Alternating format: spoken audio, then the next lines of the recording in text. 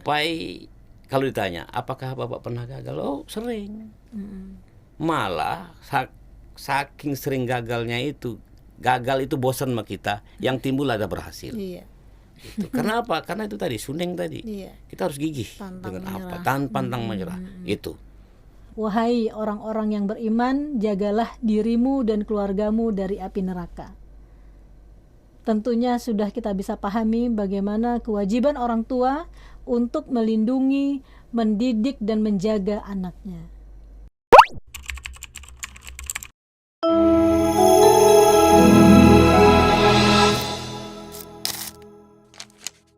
Assalamualaikum warahmatullahi wabarakatuh. Time with Eldizon. Pemirsa, dalam kehidupan ini kita harus bersungguh-sungguh dalam mencapai keinginan kita, baik itu cita-cita ataupun kehendak yang memang sudah kita rencanakan. Mencapai sesuatu harus melalui proses yang panjang. Nah, dalam Al-Quran sudah disebutkan bahwa barang siapa yang bersungguh-sungguh, maka Allah akan tunjukkan jalan itu. Narasumber kami kali ini adalah seorang pengusaha. Bagaimana beliau melalui proses yang cukup panjang dalam mencapai segala cita-citanya. Dalam pencapaian ini, beliau tidak lepas dari doa dari orang tua, istri, dan anaknya. Dalam perjuangan tentunya akan menularkan kepada keluarganya. Baik, narasumber kami kali ini adalah Bapak Abu Hasan Tamin. Selamat siang Bapak Abu. Selamat siang Ibu. Selamat siang. Terima kasih ini sudah hadir di podcast kami nih Pak. Ya, jadi dengan selama ini usaha yang sudah dilakukan nih Pak Abu. Ya. Banyak sekali orang-orang yang dalam usaha kehidupan ya, mereka mengalami proses yang bermacam-macam dan berbeda-beda caranya. Allah memberikan jalan. Nih, Pak Abu sendiri dalam pencapaian sampai saat ini tentunya mengalami banyak berbagai hal yang tentunya tidak semudah orang lihat saat ini. Boleh cerita sedikit nih Pak mengenai perjuangannya dulu nih? Boleh. Jadi saya saat ini katakanlah sebagai wira swasta tidak langsung berprofesi dari awal itu langsung jadi wira swasta atau wira usaha. Tapi diawali dari kerja dulu awalnya. Nah, ini kebetulan saya dari kampung Bu ya. Dari daerah, kita juga kuliahnya di daerah di Politeknik Sriwijaya dulu. Begitu saya selesai wisuda, ya ini awal-awal sampai saya tiba ke ini ya, tiba di Jakarta. Betul, merantau. Nah, jadi awal waktu itu saya baru sekitar 2 hari 3 hari dari wisuda saya pulang ke Kayagung, ke kampung saya. Asli Kayagung nih, Palembang ya. Orang tua semuanya di sana. Nah, saya iseng-iseng nih ngelamar dulu kan koran ya. Lewat koran nasional. Di situ kita lihat ini ada lowongan kerja gitu kan. Saya tulislah iseng-iseng tuh. Cuma karena waktu itu alamat ke Kayagung itu lama nyampenya kalau ada surat balasan kan. Jadi saya pakai surat famili saya yang di Palembang. Nah, saya iseng, saya kirimlah lamaran ada berapa 3-4 lah itu ya. Alhamdulillah nggak lama kemudian mungkin 2-3 hari ya itu saya ada panggilan. Panggilan tapi ngasih ke saya itu udah ini nih udah lama, bukan expired, agak udah mepet waktunya. Jadi kira-kira 2 hari lagi itu akan tes katanya di satu perusahaan di Citrep. Nah, saya karena saya ini bukan di kampung sekali tapi di kabupaten lah ya. Jadi kalau ke Jakarta itu dulu pernah ke sana tapi hanya ikut study tour SMA dulu. Jadi nggak pernah menginjakkan kaki Jakarta itu jalan-jalan atau jalan ke famili siapa. Jadi nggak pernah. Nah ya, jadi begitu saya terima surat dari saudara saya yang di Palembang, ini katanya ada surat panggilan nih, suruh tes 2 hari lagi. Bingung juga saya kan. Jadi saya tanyalah ke orang tua saya, Pak ini ada panggilan nih, ini 2 hari lagi. dicetrep. Saya dengar cetrep aja baru sekali kan. Jadi bapak saya bilang gini, udah kamu berangkat aja, bawa aja tas satu. Nanti kalau nggak tahu tempatnya tanya aja. Jadi setiap kali turun mobil kamu tanya arah ini, tanya sama pos polisi dia bilang. Udah nekat lah saya. Itu arahan dari bapak nih. Betul, dia bilang berangkat aja, jangan takut katanya. Udah berangkat, ya saya ikutlah. Apa kata orang tua kan? Jadi menghantarkan anaknya dengan doa ini. Betul. Ya kan, karena diizinkan ya Pak. Alhamdulillah betul. Jadi saya berangkat sendiri nih berangkat nih. Sendiri ya Bu. Jadi saya berangkat. Jadi saya mulai dari dulu belum ada lintas timur atau apa, masih lihat kereta api ke Pelabuhan Panjang gitu kan. Terus saya nyambung lagi sampailah saya dulu masih Terminal Cilitan. Nah, saya tanya ke situ ke polisi, salah satu di pos polisi tanya, Pak saya mau ke sini naik mobil apa? Dikasih tahulah naik mobil ini katanya. Begitu nyampe nyambung lagi angkot, nanya ke orang lagi, nanya angkot, nyampe lah di depan pabriknya waktu itu. Itu pabrik apa nih di Citerep? Nah, pabrik itu pengolahan biji plastik. Pabrik kimia lah ya. Pabrik kimia adalah yang punya grup besar di sana. Masih grupnya Indosemen. Nah, besok ini udah mau tes nih. Saya tanya ke orang di situ, Pak, kalau penginapan di sini mana? Dulu tahun 90 saya dipanggil itu belum ada yang namanya hotel di situ, masih kampung bener kan dusun ya.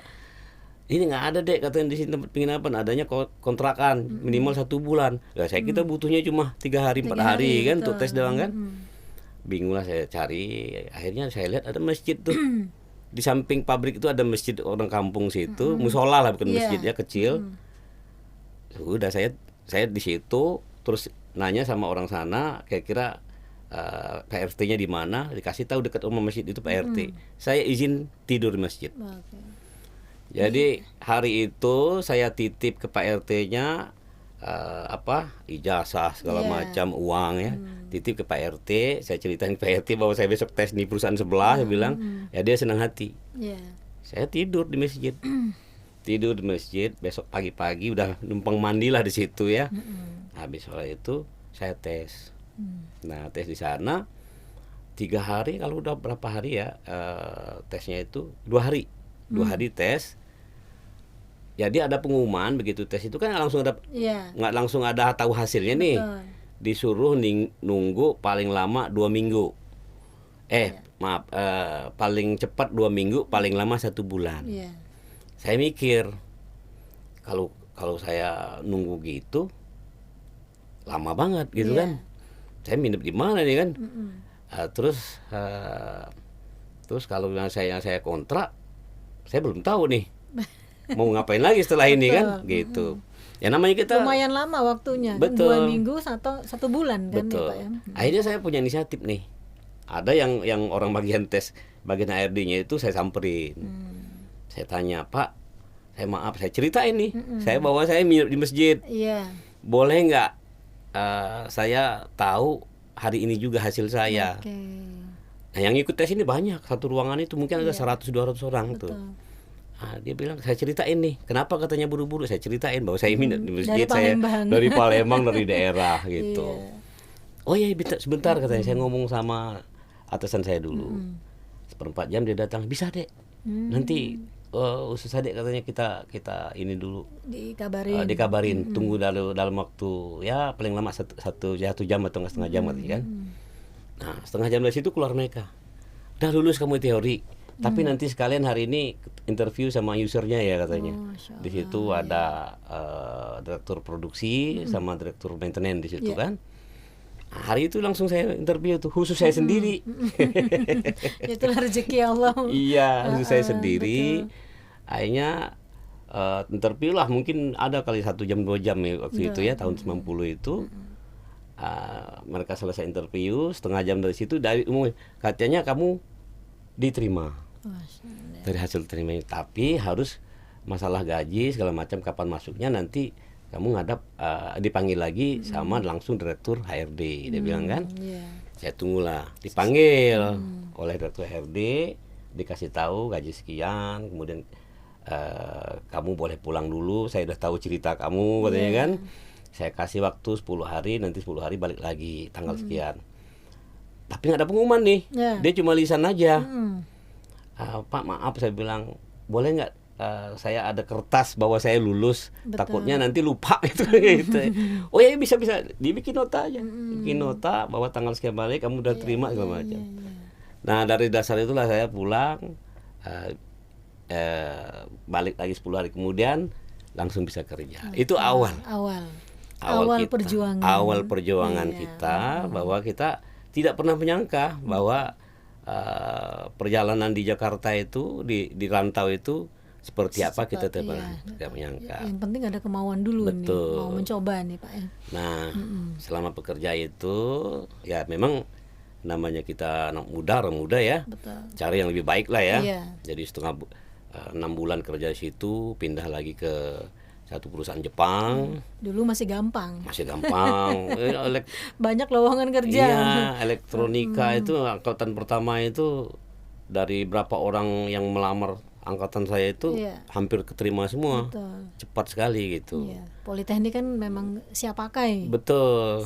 Luar biasa. Waktu itu pokoknya nggak lama lah orang mereka cari kerja itu diterima semua. Tinggal kelangsungan perusahaannya aja. Ada yang udah tutup, ada yang langsung, ada yang apa gitu ya.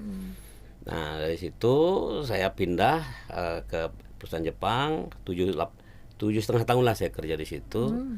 Terakhir saya kerja di perusahaan Eropa dan diterima sebagai terakhir posisi saya di logistik, senior manager untuk distribusi nasional. Nah, dari situ saya punya inilah ya, artinya saya punya relasi banyak.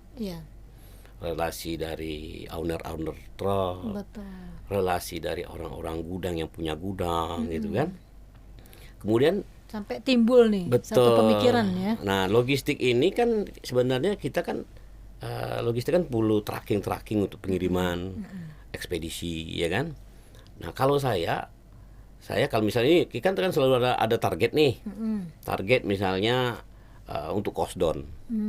Minta perusahaan itu tahun ini dari logistik mau ngasih cost down berapa gitu. Jadi yang salah satu yang harus kita review harga cost semua itu adalah tarif gitu nih kan. Nah, kalau saya enggak, kalau saya tarif itu saya harus tahu nih cara orang ngitungnya itu seperti apa, ya kan? Benar. Jadi supaya kita bisa nego. Kita juga nggak mau dong nge-press harga ke orang tapi nggak masuk akal. Yang namanya kita vendor itu bukan dianggap mereka dia butuh kita terus kita seenaknya juga. Pikiran saya begitu. Kita harus partnership, gitu kan? Akhirnya ketemulah saya cara mereka ngitung semacam. Jadi begitu kita negosiasi sama mereka, saya udah tahu untungnya berapa. Gitu. Jadi timbullah ilmu negosiasi. Itu ilmu negosiasi. Kan pengen tahu ilmunya ini dulu. Betul. Bagaimana kan? Dari situ saya bisa tahu namanya ilmu negosiasi, yang namanya apa? Cara perhitungan cost structure dari sebuah ekspedisi dalam satu trip itu berapa gitu kan? Macam-macam dari situ. Dan yang paling penting itu koneksi, networking. Nah, karena kita selalu menjaga hubungan baik, ujung-ujungnya ada ide. Dan juga ditawarin, karena kita selalu jaga hubungan baik sama mereka. Pak Abu, coba deh beli satu truk, nanti kita yang jalanin. Gitu. Wah, saya ini yang namanya beli truk itu nggak usah ini, dia bilang nggak usah harus beli semua. DP-nya aja, nanti kan dari uang penghasilan per bulan itu bisa bayar cicilan. Tapi gimana Pak kalau saya nggak ada dapat? Udah jalanin aja. Dari situlah saya mulai tahun 2013 saya beranikan tuh beli truk tua. Tahun 2002 ya, saya pakai buat kasihlah ke vendor-vendor saya yang saya kenal gitu ya. Mereka yang jalanin dan memang harus dikontrol. Jadi walaupun kita kerja, kita harus meluangkan waktu. Malam hari saya ngontrol berapa nih uangnya harus keluar, berapa yang masuk, terus biaya maintenance seperti apa gitu kan. Kita harus paham semua itu. Nah, dari situ udah nih cicilan kebayar pertama dari uang hasil itu. Kan ada lebih nih. Lebih ini saya pakai untuk sisihkan untuk DP mobil lagi. Ya. Nah terus alhamdulillah dalam 3 tahun 15 saya, truk ya, 15 truk. Tadinya juga kita mikir nih yang truk yang kayak seperti trailer gitu ya. Saya tanya nih harga satu trailer berapa? 1 M. Kita dengan uang yang segitu bisa kepikir kan? Tahun 2013 1 M kalau kita mau beli pakai apa nih duitnya kan gitu. Tapi setelah saya terakhir beli 6 unit yang kecil, saya lihat lagi hasilnya, saya DP-in tuh mobil trailer. Akhirnya apa? Bisa ke DP. Akhirnya dapat muatan juga yang jalan setiap hari. Sesuai dengan itunya betul. ya. Betul. Jadi dalam Fungsi. 3 tahun alhamdulillah sudah ada unit itu ada 15 totalnya, ada 15 unit tahun. Jadi saya juga kerja nih. Kerja ya untuk modal. Ya kerja jadi nggak was-was juga ya. Betul. Kan? Jadi ini Bu karena saya juga kerja terus mobil usaha juga jalan, kan nggak mungkin kita handle semua. Betul. Nah jadi memang waktu unit masih 5 itu saya udah ngelatih 1 orang nih, 2 orang lah ya, buat admin sama operasional. Nah, 1 tahun saya ikut terlibat di situ. Setelah ini mereka bisa handle, saya lepas. Tapi tetap kontrol pas misalnya weekend gitu kan. Tetap harus dalam pengawasan kita ya kan, namanya owner ya Pak ya. Betul, dari situ. Nah, kemudian ya begitu. Saya ini orangnya ini ya suka tantangan Bu ya. Jadi saya coba mikir gini, saya kerja udah ngurusin logistik. Betul. Terus punya usaha juga di bidang logistik. Memang karena dua-duanya nyambung, jadi udah belum tahu masalahnya kita udah tahu gitu loh. Jadi udah kebayang nanti begini-gini gitu. Kayaknya nggak ada tantangan nih gitu. Jadi saya bilang ini buat saya terlalu mudah nih. Walaupun udah menghasilkan gitu ya. Akhirnya saya bilang sama istri, saya latih juga 1 tahun lah ya. Artinya dia yang handle untuk kontrol untuk tracking, untuk ekspedisi. Nah berjalannya waktu tahun 2019 sebelum Covid ya. Nah, adalah nih kita cari peluang, sebenarnya saya ada banyak sih ininya peluang itu. Misalnya bukan 2017 deh, 2016 itu. Akhirnya ada teman yang kalau Sabtu Minggu saya itu nggak bisa diem. Jadi ada teman yang kenal, saya samperin, kita ngobrol, diskusi segala macam. Ketemulah ide kita bisa bikin klaster perumahan. Tapi jangan yang unit besar. Kalau unit besar itu memang pertama izinnya panjang ya, modalnya juga luar biasa ya kan. Kemudian butuh infrastruktur yang mahal, kita harus bikin jalannya segala macam. Nah, jadi kita kerjasama yang kira-kira ya yang 1.000 meter persegi tanahnya. Jadi saya kerjasama sama teman yang punya lahan. Kita bikin klaster, mini klaster begitu. Itu di mana itu klasternya Pak? Di Cibinong. Cibinong. Nah, di Cibinong kita bikin perumahan ada 7 unit. Jadi nggak langsung jadi tuh 7-7-nya nggak. Jadi kita bikin dulu 2, laku bikin 1. Nah dari sini saya ketemu nih ilmunya kan untuk di properti. Oh begini ininya. Karena kayak hal-hal kayak gitu kalau nggak kita kalau kita nggak mencoba dan terjun langsung kita nggak pernah paham tuh. Betul. Ya beda antara yang teori sama praktek itu kadang-kadang beda itu. Di lapangannya beda, permasalahannya pun timbul juga beda. Betul. Itu dari situ saya tahu, hanya kepikiran satu hal yang paling penting di bidang properti adalah material. Gitu.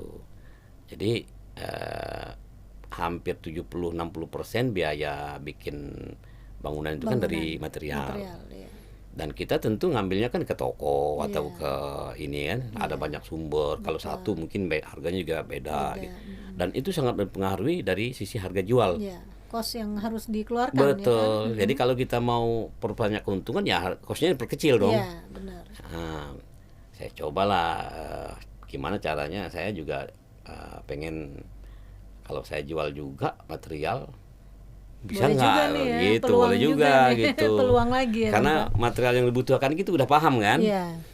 Nah saya coba di situ ya namanya mungkin Allah udah kasih jalan kali ya. Saya lagi naik ke kantor, ke gudang, waktu itu lagi mau infeksi ke gudang, salah satu gudang kita di Cilengsi, naik Grab kalau nggak salah. Nah sopirnya cerita, Bapak suka bisnis nggak? Suka, saya bilang. Tapi bingung nih bisnisnya apa, saya belum nyari-nyari dulu nih. Saya ada nih Pak, ada teman yang lagi cari tempat katanya. Bisnis apa? Saya bilang pemasiran. Pemasiran apa? Genteng metal, dia bilang tuh. Oh iya, saya bilang tuh. Ya lumayan sih kalau misalnya aslinya. Terus cara masaknya enggak, kita cuma maklun aja. Jadi ada klien, ada teman saya, dia punya toko besar. Terus dia ada pemasiran sendiri tapi over capacity, dia bilang. Jadi kebutuhannya itu kebutuhannya itu satu minggu itu 4.000 inilah ya. 4.000 genteng pasir tuh dipasirin, tapi dia baru kapasitas 1.000, dia bilang tuh 1.000 2.000. Oh, coba deh. Ini minta nomor teleponnya, ntar kita ngobrol lagi. Nah habis itu saya nyampe, udah besoknya saya telepon tuh mau lanjutin. Nah udah begitu tahu peluangnya, kosnya segala macam, udah 1 minggu lah kita diskusi itu. Ya akhirnya saya beraniin, ayo kita buka. Apalagi dengan jelas kan. Iya. Bahannya ada, produknya udah jadi juga. Betul. Jadi awalnya itu dulu. Jadi saya coba, kebetulan lahan saya ada kan. Usaha kita pertama adalah maklun. Jadi orang tuh kirim barang nih, genteng. Nanti tugas kita cuma masirin. Per genteng itu berapa gitu ya. Nanti kita kirim lagi ke tokonya dia. Seterus begitu. Nah, begitu orang lihat nih, kebetulan tempat pemasiran saya kan pinggir jalan. Jalan besar lah ya, yang memang 24 jam tuh. Betul, non-stop. Orang mikirnya ini tempat pemasiran ya, tempat orang bikin genteng gitu. Banyak juga itu yang mampir, nanya bajaringan, nanya sepandek, nanya material yang lain. Ya kalau orang nanya terus datang ke situ, itu kan peluang ya. Berarti itu yang dibutuhkan. Betul. Ya, keperluan bangunan ya. Jadi udah satu saya buka dulu yang cari dulu sumbernya di mana ya kan. Kalau misalnya orang butuh bajaringan atau genteng atau apa, belinya di mana, mengolahnya seperti apa, terus kita jualnya harga berapa, ketemulah di situ. Ya, jadi terus dikembangin. Begitu kita sudah tahu cara jual bajaringan ya, dan yang segala macam ininya, aksesorisnya. Nanti berkembang lagi tuh, orang datang lagi, nanya interior, ya kan? Betul. Nanya interior, nanya flooringnya, nanya atap yang model-model lain. Nah, buat kita kan kalau orang butuh itu kan peluang ya. Nah, jadi saya cobalah berkembang. Cepat tanggap. Ya, jadi berkembang. Kadang-kadang ada juga gini, Bu Lucy ya. Ini peluang kalau kita udah buka usaha itu, apapun kebutuhan konsumen itulah peluang buat kita. Membaca. Bisa baca, kita bisa baca. Misal contohnya, Pak, saya mau beli genteng, tapi saya nggak ada tukangnya. Yaudah bisa. Nah, itu kan peluang sebenarnya. Yang penting kita tahu nih, kita harus tahu siapa nih yang bisa masang yang biasa. Karena konsumen kita yang beli ke tempat kita itu hampir rata-rata ya memang tukang, kontraktor gitu kan. Sebenarnya mereka ini beli ke kita juga bisa jadi partner nih, gitu. Jadi saya setiap kali customer datang ke situ harus tahu nomor teleponnya. Jadi saya harus tahu nomor teleponnya. Begitu orang butuh, rupanya ini nih bisa nih, dia butuh genteng-genteng. Oh, ini orang yang pernah beli genteng sama saya, tukang. Kalau berhasil lah kita di situ. Jadi nggak cuma kita jual material, tapi kita juga bisa jasa untuk pemasangan. Membaca peluang itu perlu sekali ya. Membaca. Dan memang waktu saya ngerintis dari 2000 Bajaringan itu 2019 sampai 2021 itu kan masih kerja saya tuh.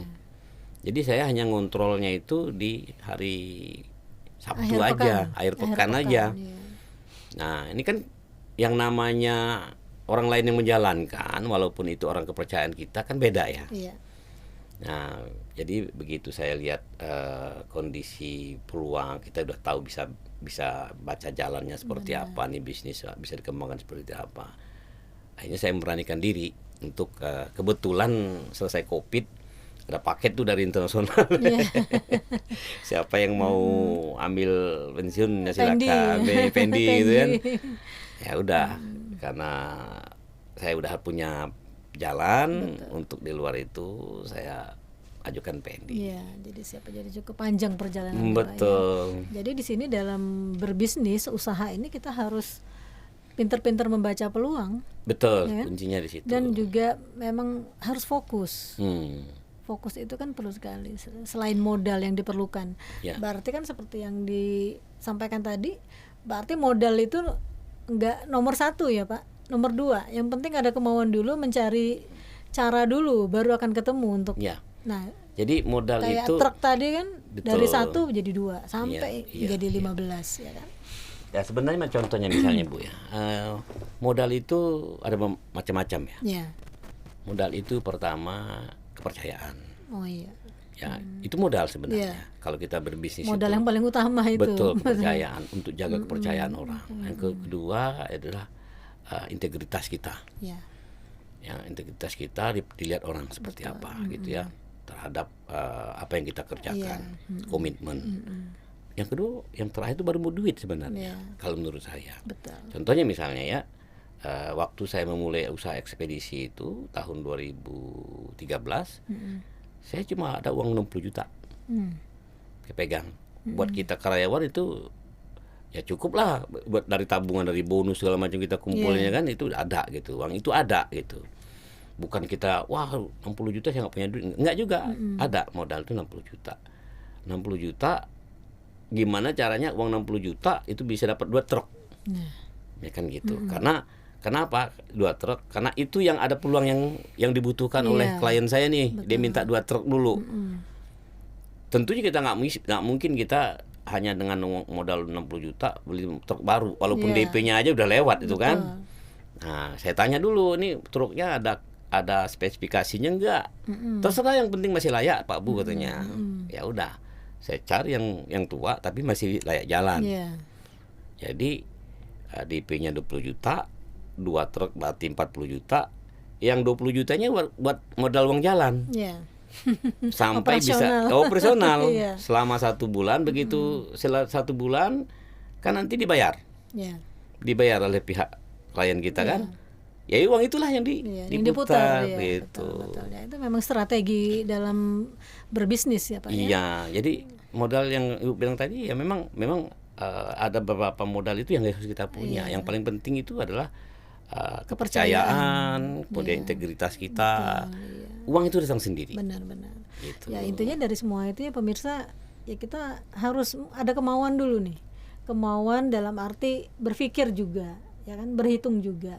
Tidak semata-mata wah kayak aku nggak mungkin nih dengan uang 60 juta bisa berhasil nih Pak. Tapi kalau dengan kita berpikir, mengolah lagi ini, menganalisa lagi, pasti ada ketemu jalannya ya. Ya, itu lagi apa namanya tadi, integritas tadi. Ya kan, nggak mungkin orang bisa memberi kesempatan untuk DP dengan 20 juta ini kalau nggak ada kepercayaan ya nggak Pak dalam berbisnis. Tentu. Nah ini Pak Abu dalam prosesnya kemudian menjadi apa yang sekarang ini usahanya Baja ya Pak ya, sekarang Baja ya yang udah luar biasa ini Pak ya.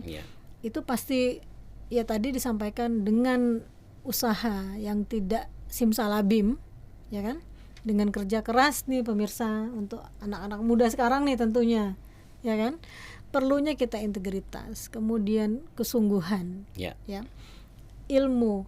Nah, yang paling utama adalah jangan malas, jangan terakhir untungnya berapa ya, balik modal nggak ya, gitu ya Pak. Memang perlu dipikirkan itu juga, balik modal atau tidak. Cuma kalau kita tidak mencoba nggak akan tahu ya Pak. Betul. Nah, ini untuk anak-anak remaja sekarang ini gimana nih yang bisa, boleh monggo Pak disampaikan mungkin pesan-pesan ini. Untuk anak muda itu pertama manfaatkan waktu. Manfaatkan waktu untuk hal-hal yang bermanfaat buat kedepannya. Iya. Ya. Atau passion kita, misalnya gini, contohnya hobinya handphone, nggak boleh nggak juga. Sekarang ada banyak orang yang gamer yang juara, menghasilkan. artinya tujuan dia main gamer itu dia harus tahu ada hasil buat dia apa enggak. Jangan habis membuang waktu gitu ya. Nah, kemudian atau dia harus tahu nih, game ini kan ada cara buatnya. Kalau anak-anaknya sekarang biasa di depan laptop, mereka main gamers. Terus kadang-kadang mereka juga nggak pernah kita ajarin, dia ngerti nih cara bikin ada program apa deh yang bisa bikin game sendiri. Sedikit belajar dengan kebiasaan harian megang itu nggak sulit sebenarnya. Artinya dengan memanfaatkan waktu dan kita bisa tahu nih hobi kita apa, ya, kemudian dipelajari, itu saya yakin itu akan bermanfaat buat kedepannya. Jangan pernah kita menghabiskan waktu hanya untuk bersenang-senang. Bersenang-senang yang nggak ada hasilnya, yang nggak ada ujungnya, ya kan. Jadi yang paling penting itu adalah kita apa yang tindakan kita lakukan sekarang ada dampak nggak kedepannya, manfaatnya. Dan yang paling penting adalah fokus. Fokus itu nanti akan tercipta kerja yang tekun. Artinya kalau di bahasa Jepang itu suneng namanya Bu ya. Suneng itu apa ya? Kalau orang gagal nggak pernah patah semangat. Terus, gagal coba lagi. Jadi dia tidak pernah putus asa. Betul. Itu yang bahasa Jepang itu suneng. Iya, paling penting itu. Itu paling penting. Jadi gigih dalam untuk mencapai pantang menyerah. Ya kan memang dengan gagal pertama kita harus mencoba kedua, tiga dan seterusnya. Banyak orang yang ketika di yang terakhir, yang ke-13, yang ke-15 dia berhasil, Pak. Banyak sekali seperti itu. Dan dia fokus. Dengan kegagalan pertama, kedua dan seterusnya ini, yang terakhir ini adalah kesimpulan dari kegagalan itu, ya kan, biasanya mereka berhasil. Betul. Nah itu, jadi dalam setiap bisnis itu sama Bu. Kalau orang akan melihat bahwa yang dilihat orang adalah berhasilnya, karena memang itu yang kita perlihatkan dan lihat orang. Tapi orang tidak pernah tahu gagalnya, proses untuk berhasilnya itu berdarah-darah. Benar. Sampai kalau ditanya, apakah Bapak pernah gagal? Oh, sering. Malah saking sering gagal itu bosan sama kita, yang timbul ada berhasil. Gitu. Karena apa? Karena itu tadi suneng tadi. Kita harus gigih pantang menyerah. Itu yang harus ditanamkan ke semua orang lah ya, apalagi anak-anak muda itu. Nah, itu yang modal utama kalau kita memang hidup punya arah dan tujuannya itu di situ. Berarti filosofinya ini ditekankan itu juga nih ke keluarga nih Pak, ke anak-anak.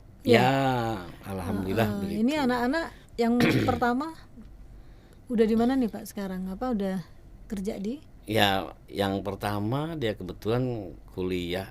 Jadi gini, waktu itu dia di SMA kan di sini di Depok ya. Dia ngomong sama saya sama ibunya, Pak, kalau saya luar negeri boleh nggak kuliah di luar negeri? Di luar negeri. Nah, waktu itu kita memang masih karyawan lah ya, masih usaha juga masih kecil-kecil gitu. Ya nggak kebayang lah ke luar negeri ongkosnya berapa gitu kan. Jadi saya kasih tantangan ke dia, nggak apa-apa, tapi kalau kamu dapat beasiswa, itu silakan aja. Dia bilang, siapa senang aja. Ya udah. Tahu-tahu dia ngelapor ngasih tahu ke mamanya bahwa dia udah dapat channel ke ini, dia mau ikut tes. Nah, terus dipelajarin lah sama dia tesnya perlu apa aja gitu kan. Nah, kalau di sana itu namanya Tokyo International University itu memang ada program beasiswa begitu ya. Ada kerjasama dengan ada di pemerintah Indonesia. Nah, dia ikut tes, dia belajar bahasa Inggris. Memang bahasa Inggrisnya rata-rata memang mereka udah bagus lah ya, karena kita kursusin dulu. Walaupun di Jepang dia ambil kelas internasional. Jadi kelas internasional kan Inggrisnya yang dilihat. Jadi dia pilih itu. Dia tes, dia ikut ujian untuk supaya dapat level beasiswa itu. Yang ngapur kemarin saya lulus, dia bilang. Saya diterima. Tapi memang nggak 100% kan ada tingkatannya ya. Tapi paling tidak dengan biaya yang sekian persen kita bayar itu ya bisalah ya. Bisalah kita bantu untuk mengcover separuhnya ya Pak ya. Jadi diterima nih ya. Diterima di kuliah di Tokyo. Alhamdulillah dia udah selesai kemarin. Terus dia pengen kerja di Jepang, tapi di sana kan harus bisa bahasa Jepang level berapa gitu ya, saya nggak tahu. Ada tingkatan-tingkatan juga ya. Jadi dia ini lagi sekolah lagi di sana, belajar bahasa Jepang tuh 2 tahun supaya bisa diterima kerja di perusahaan yang bisa permanen residen di sana. Oh jadi ada persyaratannya ya ada, untuk permanen gitu ya. Betul.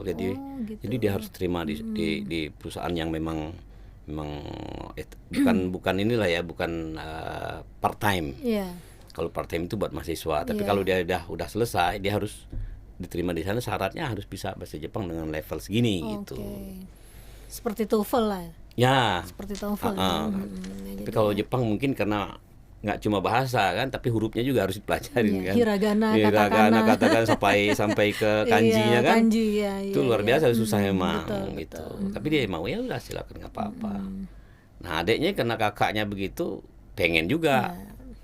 Ya saya tantang juga, nggak apa-apa kalau dapat beasiswa kamu itu lulus. Tadi kan dengan ya nggak apa-apa, itu kan doa sebetulnya. Ya nggak apa-apa boleh, jadi doa orang tua itu insya Allah diijabah ya Pak. Betul. Yang penting anaknya kemauannya positif. Itu yang penting. Nah itu dia, kita kan orang tua hanya mensupport, mensupport dan membiayai kalau memang anaknya mau ya Pak. Tanggung jawab kita memang. Tanggung jawab kita. Jadi ngeliat keberhasilan anak 2 nih berarti sudah di Jepang nih ya, di 2, Tokyo. Alhamdulillah. Sama ya Pak.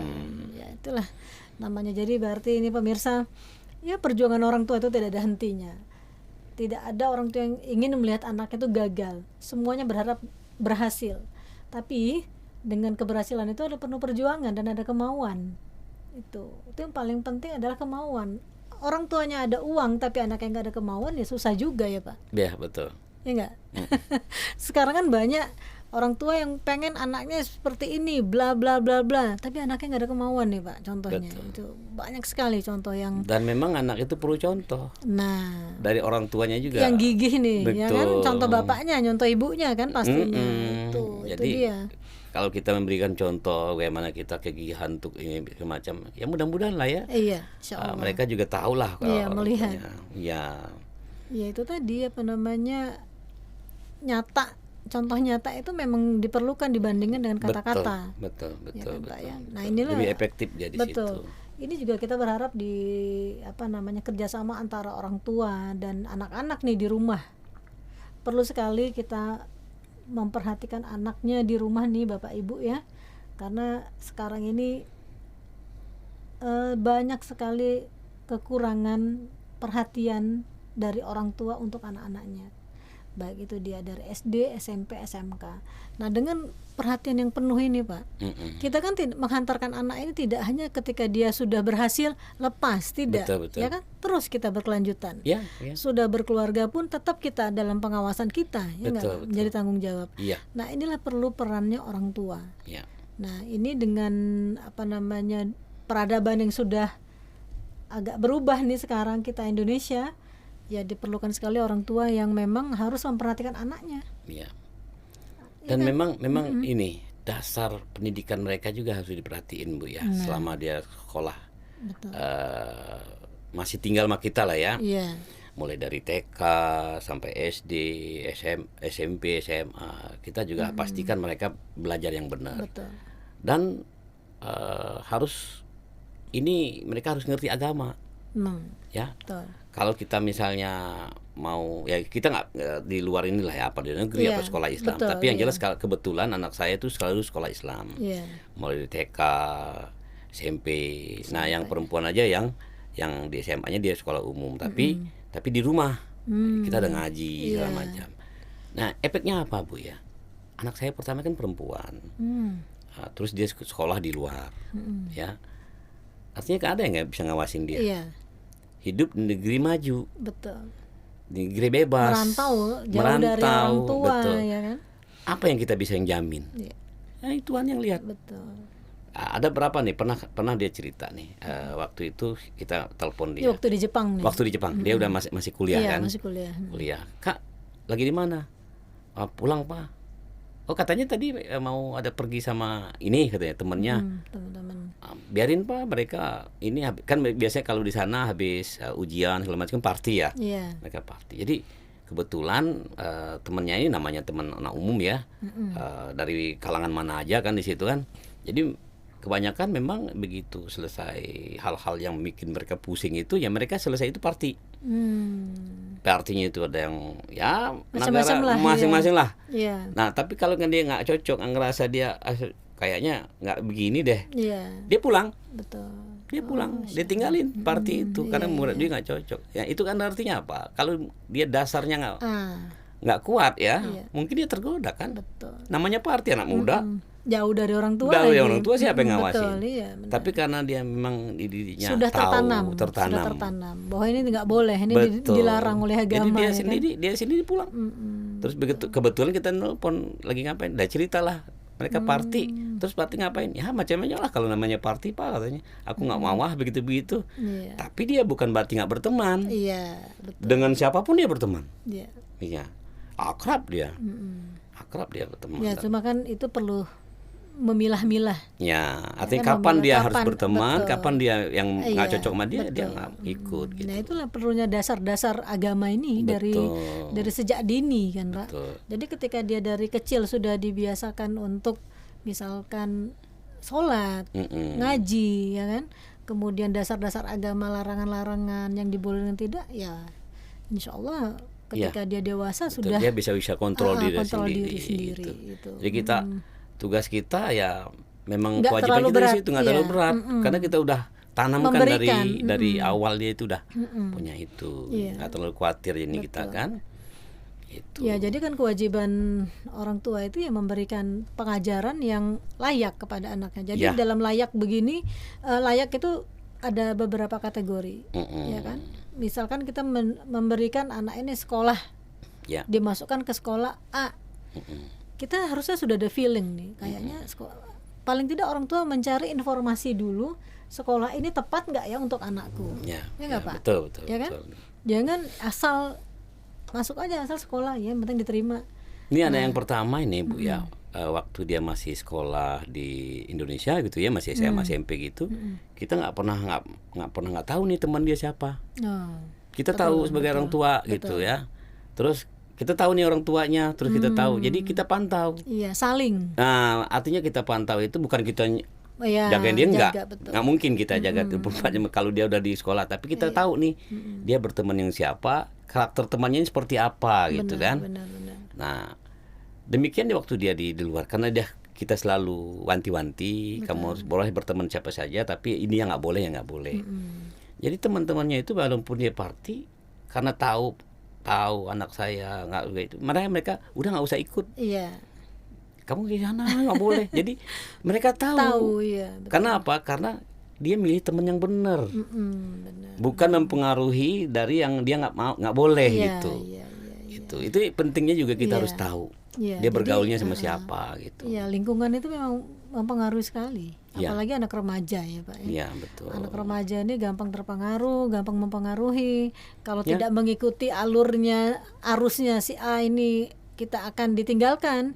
Tapi ya itulah dengan lingkungan yang tadi yang sudah open mind dalam berteman, akhirnya ya bertemu dengan lingkungan yang seperti itu. Karena masa-masa mereka sebelum mereka kuliah itu kan masa mereka mencari identitas. Betul. Ini yang titik krusialnya kadang-kadang kan di situ ya. Nah, kalau kita lepas orang tua ya nggak tahu. Ada banyak lah contoh seperti itu ya. Susah. Gitu. Benar-benar. Jadi memang keberhasilan ini memang tolak ukuran dari orang tua. Ya, betul. Bukan bergantung di sekolah atau dimanapun, bukan. Kita tidak bisa menyalahkan lingkungan saja, tapi kita sendiri harus bagaimana mengenal lingkungan itu. Ya kan, Pak? Betul. Karena dengan melihat anak sekarang, orang itu terkadang kurang aware kepada anak-anak. Kemudian dimasukkanlah sekolah yang ya udah asal aja. Akhirnya nyesel lagi, ya kan? Ketika untuk diperbaiki sudah susah. Ini banyak, Pak, kita alami seperti itu dalam melihat anak didik seperti itu. Jadi untuk orang tua ya pilihlah sekolah yang memang anak kita ini bagus nggak berada di lingkungan itu perlu sekali. Banyak sekarang kan sekolah-sekolah yang umum negeri. Sebetulnya tidak hanya negeri maupun swasta manapun, semua hampir sama. Tapi tetap paling pertama adalah orang tua, peran orang tua, ya. Tidak bisa menyerahkan semuanya itu kepada guru. Karena gini, Pak, kita lihat selama ini apabila terjadi tawuran itu yang ditanya itu sekolahnya, Pak, bukan orang tuanya. Betul. Ya. Siswa sekolah mana? Yang dihubungin sekolahnya, bukan orang tuanya. Baru sekolah hubungin orang tuanya. Tawuran selama ini atau ada kejadian-kejadian apa, kecelakaan lalu lintas gitu, Pak. Itu yang ditanya sekolahnya dulu. Nah, ini jadi peran sekolah itu ada batas. Betul. Tidak semua diserahkan kepada sekolah dan guru itu seperti itu. Ya, jadi Pak Abu tadi kan sudah memberikan contoh nih untuk anak-anak, sehingga anaknya pun menjadi orang yang tough. Ya, dengan merantau sendiri ke negeri sakura ibaratnya Jepang, ya kan, mereka sudah bisa dilepas dengan tidak perlu khawatir ibaratnya, ya, Pak, ya, karena sudah mempunyai basic agama tadi. Ya, inilah pemirsa, kita perlu mencontoh hal-hal seperti ini. Ada ini, Pak, pesan yang ingin disampaikan untuk anak-anak Gen Z ataupun bagaimana apabila ingin menjadi seorang pengusaha atau merintis, boleh silakan, Pak. Ya. Ini mungkin mulai dari ini dulu ya.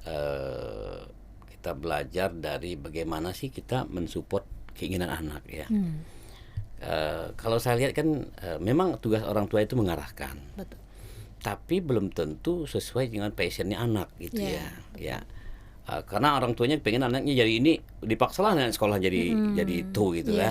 Padahal belum tentu anak itu suka, gitu. Benar. Nah, ini akan menjadi bukan dia senang, jadi malah jadi beban dia. Nah, ya alhamdulillah kalau anak saya ini yang pertama waktu dia kuliah mau milih apa, dia memang sedangnya baca-baca segala macam, ya. Aku pilih hubungan internasional, Pak. Nyaman nggak kamu di situ? Ya nyaman, Pak. Ya udah, jalan. Kemudian yang kedua itu dia udah kecil, ya mungkin namanya hobinya di komputer, di HP, ya, main HP, komputer. Dia anaknya introvert, jadi lebih senang di rumah. Di rumah itu kalau megang komputer itu udah lupa. Kita udah nggak bisa cegah. Betul. Karena memang zamannya begitu kan. Artinya apa? Kita arahin, cari yang kira-kira yang cocok sama dia. Betul. Kamu, Bang, ini ada jurusan yang bagus nih, bisnis digital and innovation. Mau nggak? Dengar digital itu udah langsung mau Pak, semangat. Semangat.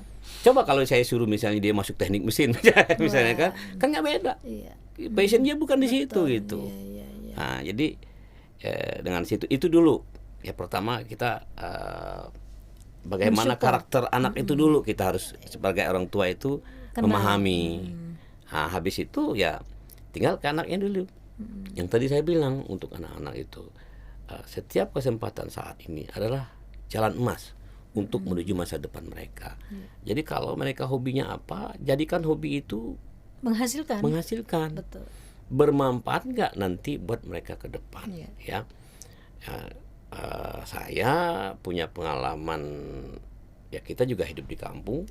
Zaman dulu semua terbatas. Betul. Ya kita nggak pernah mengenal komputer kecilnya, ya kan. Dulu juga waktu zaman saya SD juga banyak nyekernya itu sekolah kan begitu kan. Tapi kita bisa begini karena apa? Karena kemauan keras. Kemauan keras dan tidak mau kalah sama orang. Kalau orang lain bisa, kenapa saya enggak? Betul.